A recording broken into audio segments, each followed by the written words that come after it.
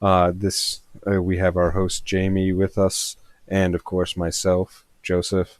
And tonight is actually we wanted to give a shout out to our our brothers and sisters across the ocean to the Massachusetts Pirate Party in the Netherlands.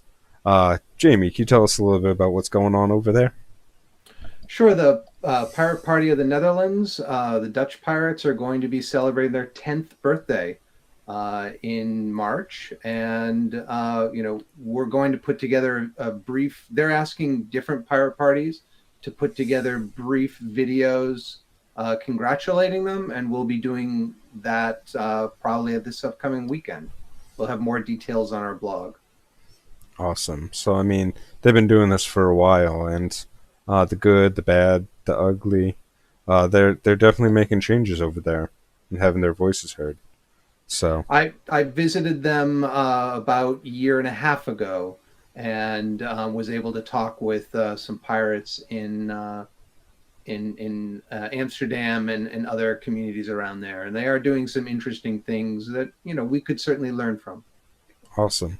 Speaking of some of the things that's coming up with us, it's the presidential primary. What's going on with that?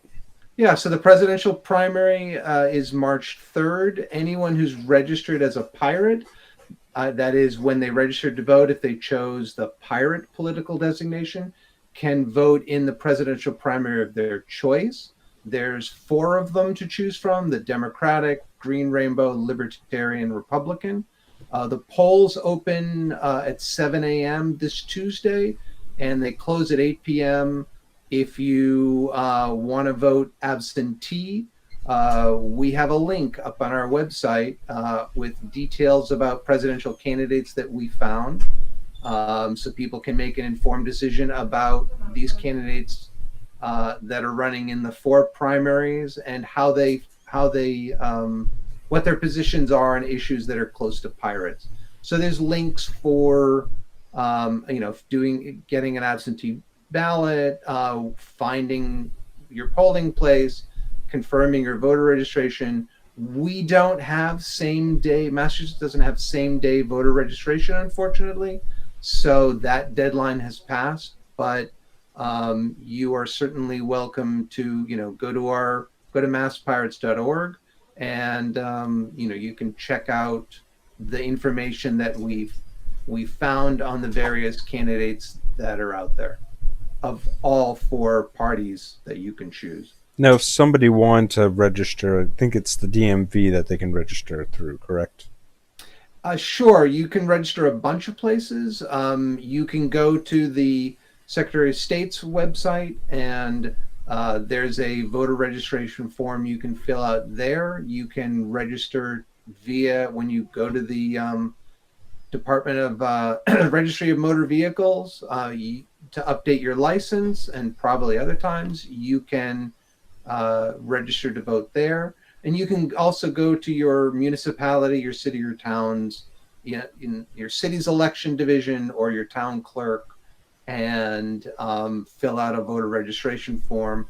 They're also at various places, usually your local library, things like that. I know in the city of Lowell you can register. So if you actually go into City Hall, they have a Census Bureau right downstairs. You guys can sign up right there. You just go into the clerk's office and ask, "Hey, where can I sign up to vote?" And they'll be more than happy to point you in the right direction. I'm sure that if you go into any government place, they'll be thrilled to make sure that you're all square. Um, so that said, this is going to be a busy month for us. It is going to be There's a busy month. quite a few things going on. I think on the 8th is the first one.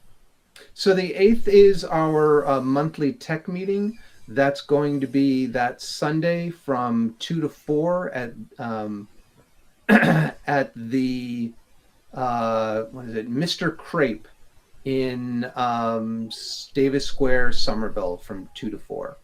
Yep. And then on the 10th, there's the Right to Repair Lobby Day, which is one of the big things that we stand for is one's ability to take ownership of whatever they actually rightfully purchased.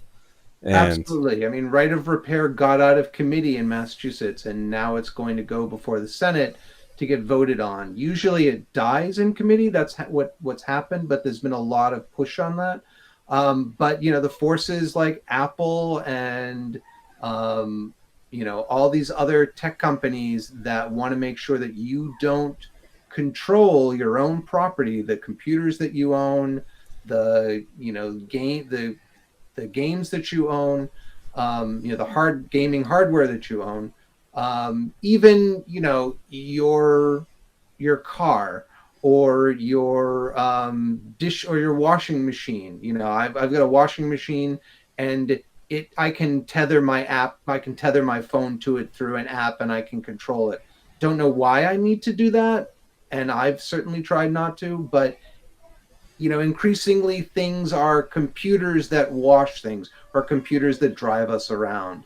And so if we own it, then we should be able to make sure that it's repaired without having to pay an arm and a leg to Apple or to LG or any other company And it that's out really, to me, it really is a thing of responsibility because if you have the know how, why are you going to pay somebody else to fix it? If you have the know how to repair your car, uh, you know, there are some places I can understand that you don't want to repair a car, but if you know how to do it and you can fix it, or if you want to modify it to make it more for you, that's really where this comes down and stops it. They don't want people modifying it or making it more theirs or their own version and thus having true ownership of something. So, Well, it, that's we love people being able to tinker and modify the things that they own, but at the same time, there are third party companies that will go small shops and they'll repair phones and make sure they don't become e-waste. But if Apple can lock them out, if Samsung can lock them out, then they're not going to be able to do that, and we're all worse off because of it. So people should check masspirates.org. We'll have information about that in the next few days. yep. And we have two We'll more. sign up for our email list there as well. That way you don't miss anything. And then two more big things coming up. On the 21st, we're doing the Lowell meetup, our Lowell regional meetup, where we'll be discussing current politics and platforms and things of that nature. So I'd love to see you there. I myself will be there. And then on 20th, also in Lowell, we're doing a computer donations for those who are less fortunate. It's going to be donated to the Wish Project, any working computer that we can get our hands on. And these computers will help alleviate those in absolute dire straits. And it'll all be done through the Wish Project. So looking really forward to that. Though the computer donation, we're still tentative on a location. So may that is subject to change.